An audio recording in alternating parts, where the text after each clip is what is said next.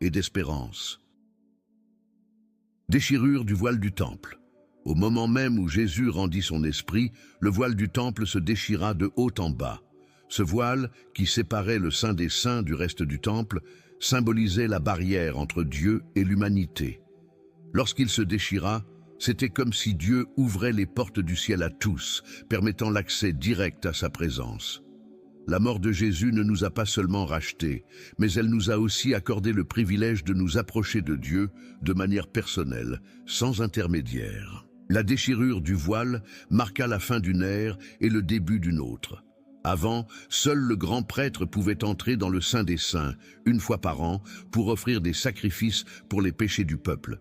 Mais maintenant, à travers Jésus, tous ont libre accès au Père. Ce fut un moment de changement profond dans la foi, où l'ancienne alliance céda la place à la nouvelle, et la grâce de Dieu fut répandue sur tous ceux qui croient en Christ. Cet événement fut un tournant dans l'histoire de l'humanité et de la foi chrétienne. Ce geste divin n'était pas seulement symbolique, il a complètement transformé la manière dont nous nous rapportons à Dieu. Désormais, nous ne sommes plus éloignés, séparés par des rituels et des sacrifices, mais nous pouvons nous approcher avec confiance du trône de la grâce, comme l'enseigne Hébreux 4:16. Cet accès direct à Dieu nous donne la liberté de nous approcher de lui en prière, en adoration et en quête de réconfort, sachant que nous sommes entendus et aimés par lui. C'est un changement radical dans la manière dont nous expérimentons la foi et la communion avec Dieu. La déchirure du voile nous pousse également à réfléchir sur les barrières que nous maintenons encore dans notre propre vie spirituelle. Parfois, nous créons des voiles qui nous séparent de Dieu, que ce soit par la culpabilité, la peur ou des sentiments d'inadéquation. Mais Dieu a déjà enlevé ces obstacles à travers Jésus. Il nous appartient d'accepter cette vérité et de vivre une foi sans barrière. La grâce qui nous a été donnée est une invitation à nous rapprocher de Dieu de manière totale, sans réserve.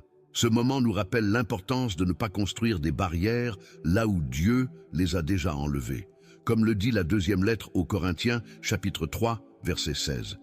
Mais lorsque quelqu'un se tourne vers le Seigneur, le voile est enlevé, nous sommes appelés à vivre cette liberté et à partager cette vérité avec les autres. Que nous ayons le courage de nous approcher de Dieu avec un cœur ouvert, sachant qu'il nous a déjà donné un accès complet à sa présence, et de vivre cette foi de manière pleine et transformative. Les ténèbres couvrent la terre. Pendant la crucifixion de Jésus, quelque chose de mystérieux et de surnaturel s'est produit. La terre a été couverte de ténèbres pendant 3 heures, de midi jusqu'à 3 heures de l'après-midi. Ce phénomène était plus qu'une éclipse ou une coïncidence. C'était un signe du deuil divin et de la gravité du moment.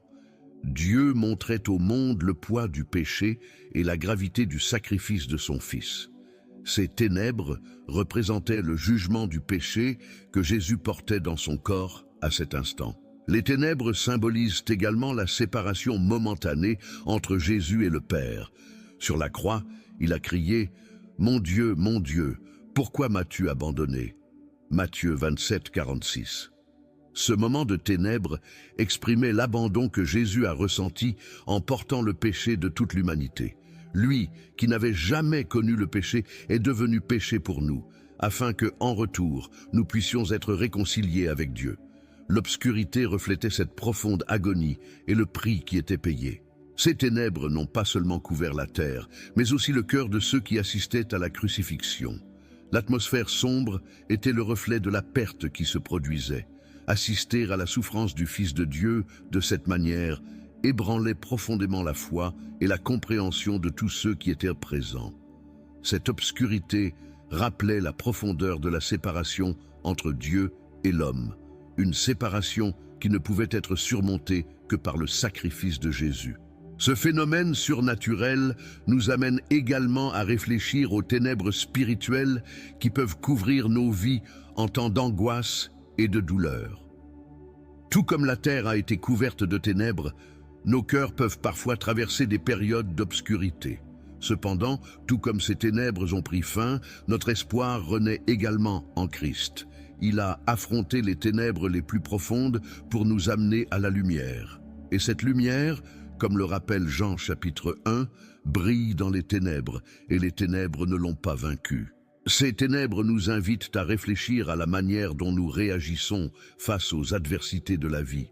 Tout comme Jésus est resté ferme dans sa mission, même au milieu des ténèbres, nous sommes appelés à faire confiance à Dieu, même lorsque tout semble s'effondrer.